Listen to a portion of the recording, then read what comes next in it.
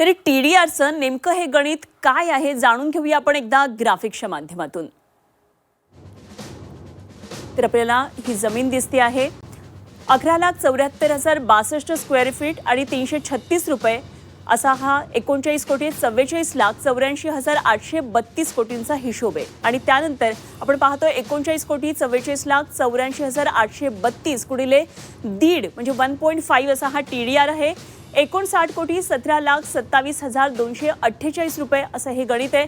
तर इकडे 11,74,062 square feet जमिनीचा 1210 रुपये प्रमाणे आपण हे गणित पाहूया। 142,06,15,020 रुपये असा हा हिशोब होतोय। तर 14,20,61,520 गुणिले दीड TDR म्हणजे 1.5 TDR 213,09,22,530 रुपये असा हा हिशोब होतोय।